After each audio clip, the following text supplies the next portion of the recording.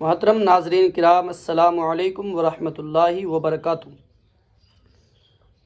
जिसका डर था वही हुआ। मुफ्ती सलमान अज़हरी साहब क़िबला को सामरवती जेल में शिफ्ट कर दिया गया है। मुफ्ती सलमान अज़हरी साहब को बेल अभी नहीं मिली है। इंशाअल्लाह कल मुफ्ती साहब क़िबला की सुनवाई कोर्ट में होगी। आप हजरात सब दुआ करें और इंशाअल्लाह उम्मीद यही है कि मुफ्ती सलमान अज़हरी साहब बहुत जल्द से जल्द रिहा हो जाएंगे और इंशाअल्लाह बहुत जल्द हम लोगों के बीच आएंगे। आप हजरात अगर मुफ्ती सलमान अज़हरी साहब की हर खबर सुनना चाहते हैं और सही खबर, जो बिल्कुल सही खबर हो, उसे सुनना चाहते हैं तो हमारे चैनल को इसको सब्सक्राइब कर लें, वीडियो को अपने दोस्तों तक आगे भेजें। इंशाअल्लाह हम मुफ्ती सलमान अज़हरी साहब से जुड़ी हर खबर को बहुत जल्द आप तक पहुंचाने की कोशिश करते हैं। मुफ्ती सलमान अज़हरी साहब इस वक्त सामरवती जेल में हैं और इंशाअल्लाह कोई परेशानी वाली बात नहीं है। मुफ्ती साहब बिल्कुल ठीक हैं और इंशाअल्लाह जो एक वीडियो वायरल हुई थी कि मुफ्ती साहब बड़ी हल्के हल्के पुलिस के साथ चल रहे थे, वो जो वीडियो थी उसमें मुफ्ती सलमान अज़हरी साहब ने रोज़ा रखा हुआ था और इस वजह से आप आराम से चल रहे थे। आपके साथ पुलिस ने कोई तशद्दुद नहीं किया है, कोई परेशानी नहीं है, आप बिल्कुल सही सलामत हैं। आप हजरात किसी बात की फ़िक्र न करें। और मुफ्ती सलमान अज़हरी साहब के वकील साहब का भी बयान अभी सामने आया है, आप उस बयान को भी सुन लें और मुफ्ती सलमान अज़हरी साहब के लिए कल के लिए दुआ करें। इंशाअल्लाह मुफ्ती सलमान अज़हरी साहब अब बहुत जल्द हम सब लोगों के बीच आने ही वाले हैं। आप पहले मुफ्ती सलमान अज़हरी साहब के वकील साहब का ये बयान सुनिए, वो क्या बता रहे हैं कि कोई इतनी बड़े इशू नहीं है, लेकिन जांच एक पहलू होता है जो कि करना ज़रूरी होता है, इसलिए मुफ्ती सलमान अज़हरी साहब को इस वक्त कस्टडी में रखकर जांच चल रही है और जो बयानात दिए हैं उन बयानातों का भी पड़ताल चल रही है। और हमें यकीन है कि कोई मुफ्ती सलमान अज़हरी साहब का ऐसा बयान नहीं है जिससे कि मुफ्ती सलमान अज़हरी साहब रिहा ना हो सकेंगे। इंशाअल्लाह कोई इतना बड़ा इशू नहीं है, परेशानी की कोई बात नहीं है, ये तो चलता ही रहता है, जांच के विषय है, जांच हो रही है। आप हजरात से दुआ है, गुजारिश है कि आप हजरात कल के लिए मुफ्ती सलमान अज़हरी साहब के लिए दुआ करें, मुफ्ती साहब को दुआओं में याद रखें। अल्लाह पाक आपको मज़ीद हौसला अता फरमाए और आप अपने दिल के सुकून के लिए आप वकील साहब के इस बयान को सुन लीजिए।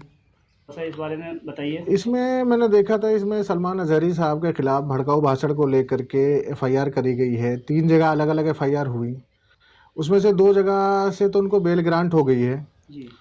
मगर अभी एक में बेल ग्रांट नहीं हुई तो उनको साबरमती जेल में भेज दिया गया है जो अहमदाबाद में है जी। मगर अच्छी बात यह है कि अभी पीसी रिमांड पे चल रहे थे मौलाना साहब। ठीक है। पीसी रिमांड इनका ग्रांट नहीं हुआ है, बढ़ाया नहीं गया है, पुलिस कस्टडी से हटा करके इनको जेसी में भेज दिया गया है, जो जुडिशल कस्टडी बोलते हैं, न्यायिक हिरासत में। ठीक है। वहाँ क्या है कि जेल में है, वहाँ कोई टॉर्चर नहीं, कोई कुछ नहीं इनका होगा। ठीक है। पीसी रिमांड पुलिस वालों में मांगते हैं, जैसे कोई सबूत इकट्ठा करना है या कुछ करना है, उसको बोलते हैं पीसी रिमांड। ठीक है। अब जज साहब ने पीसी रिमांड आगे नहीं बढ़ा करके इनको क्या है जुडिशल कस्टडी में भेज दिया है।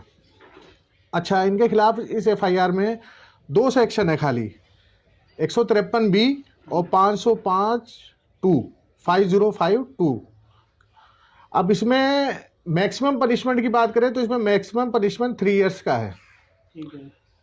अच्छा, अभी एक जजमेंट आया था Arnesh Kumar versus state of Bihar का, उसमें था कि अप टू 7 इयर्स, यानी जिसमें 7 साल की तक की सज़ा है उसको थाने से ही बेल आउट कर दिया जाए। अच्छा। तो अगर पुलिस चाहती तो उसका भी अरनेश कुमार का जो जजमेंट है, उसकी गाइडलाइंस है, उसको फॉलो करके इनको बेल आउट कर सकते थे। ठीक है। मगर कभी कभी क्या है कि पुलिस किसी के इशारे पे मान लो या जो भी है, ठीक है। इनको मतलब मकसद क्या है कि जिसने भी कंप्लेन करी है उसका मकसद है इनको टॉर्चर करना। बिल्कुल सही। जैसे हमारे वहाँ कहते हैं कानून क्या है, प्रोसेस इज पनिशमेंट, जो प्रक्रिया है यही पनिशमेंट है।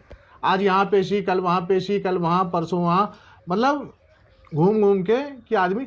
अच्छा, इन्होंने इनकी स्पीच मैंने सुनी, जब सुनने में आया कि हेट स्पीच में मौलाना साहब ने, तो मैंने कहा मैं भी देखता हूँ क्या हेट स्पीच है। तो उन्होंने उसमें वही बोला है कि अभी इनका कुत्तों का वक्त है, हमारा वक्त आएगा। तो स्पेसिफिक नाम किसी का नहीं लिया।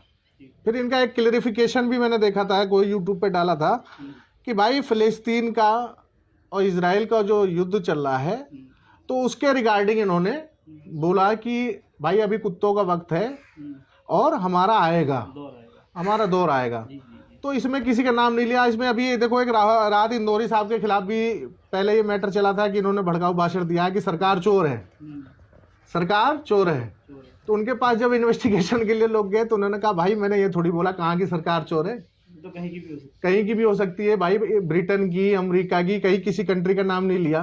तो उसमें एक मजाकिया तौर पे बोला कि जो बताया गया कि पुलिस वालों ने कहा कि हमें नहीं पता कहाँ की सरकार चोर है, तो उनका मैटर दफा दफा हो गया। वैसे ही इसमें है कि किसी का नाम नहीं लिया गया है भाई। और बाकी रही उसकी दो, इसी इनका जो केस स्ट्रॉन्ग था, इसीलिए जाते ही 2 केसों में बेल ग्रांट हो गई है और कल संडे है, पूरी उम्मीद है कि मंडे में इनकी बेल वहाँ से भी ग्रांट हो जाएगी। इसमें हजरत कितने % चांसेस हैं कि इनकी जो है मंडे को बेल हो जाएगी? 99% का 100% चांस है, क्योंकि कोई डायरेक्ट एलिगेशन नहीं है, कोई ऐसा ऑफेंस नहीं है, बस ये है कि बढ़ा चढ़ा करके पेश किया गया है। 100% बेल हो जाएगी, क्योंकि जो जज साहब हैं, जो भी हैं, अभी एक जज साहब थे इसमें वाई शर्मा जी, उन्होंने बेल ग्रांट करी। तो जज जो है दोनों तरफ की वो देख करके कि क्या है किसका वो है, उसके आधार पे बेल आउट करता है। तो इसमें जब देखेंगे इसमें कोई ऐसा कुछ है नहीं, बेल हो जाएगी। बेल के बाद में चार्जशीट फाइल होगी, चार्ज फ्रेम होगा भाई, उसके बाद में वो चलेगा, अपना केस चलेगा, उसके बाद जो होगा, जो फैसला होगा वो करा जाएगा। अच्छा। मगर प्राइमा फेसी बेल बनती है। अच्छा वकील साहब, एक चीज़ और मैं पूछना चाह रहा था कि इसमें हमसे कहाँ पे चूक हुई है, जैसे जो हमारी लीगल टीम है उनसे कहाँ चूक हुई है इसमें, कि जैसा कि अभी सुनने में ये आ रहा है कि वहाँ का जो मुदासा में जो कोर्ट में पेशी हुई है आज, खाली जो है पुलिस वालों ने दस्तखत करा के सीधा जो है ना जेल भेज दिया गया, कोई उनकी कोर्ट में पेशी नहीं हुई, कोई कुछ नहीं हुआ। तो ये लीगली जो है ना, इसको देखा जाए तो ये सब मामला क्या है? इसमें होता क्या है कि कभी कभी जैसे कि मजिस्ट्रेट साहब मान लिए छुट्टी पे हैं, लीव पे हैं, ठीक है, तो उसमें क्या करते हैं, ड्यूटी एमएम के पास पेश किया, या मोस्टली क्या होता है कि 4 बजे के बाद मजिस्ट्रेट उठ जाते हैं, ठीक है। तो उसमें क्या होता है, एक नॉर्मल सा प्रोसीजर है कि प्रोड्यूस किया, साइन कराया, 14 दिन की जैसी मांगता है आईओ, तो 14 दिन की जैसी ग्रांट हो जाती है। हर 14 दिन पे आईओ आता है, 14 दिन की जैसी, जब तक इनका चार्जशीट इनकी फाइल नहीं हो जाएगी वो बढ़वाता रहता है। मगर जब बेल ग्रांट हो जाती है तो आईओ को फिर पावर है, आईओ जब चाहे चार्जशीट फाइल करे। इसमें मैक्सिमम टाइम 60 दिन का और 90 दिन का होता है ऑफेंस के अकॉर्डिंग। तो इसमें जो है जहाँ तक है कि मंडे में बेल ग्रांट हो जाएगी, और बेल ग्रांट होने के बाद ये बेल आउट हो जाएंगे, बाहर आ जाएंगे, बाकी अपने जो है प्रक्रिया चलती रहेगी। और इसमें बाकी जो है वो दुनिया को पता है, मगर कुछ यूट्यूबर्स जो है लाइक और वो पाने के लिए बढ़ा चढ़ा करके, कॉपी पेस्ट कर करके बात का बतंगड़ बना रहे हैं। बिल्कुल सही। मौलाना साहब की भी कोई सही बात नहीं है पब्लिक के सामने आज पा रही है, जिस वजह से ये बवाल खड़ा हो रहा है, ठीक है ना। तो लोगों से यही रिक्वेस्ट है कि बात का बतंगड़ ना बनाएं, जो रियल चीज़ है वो बताएं।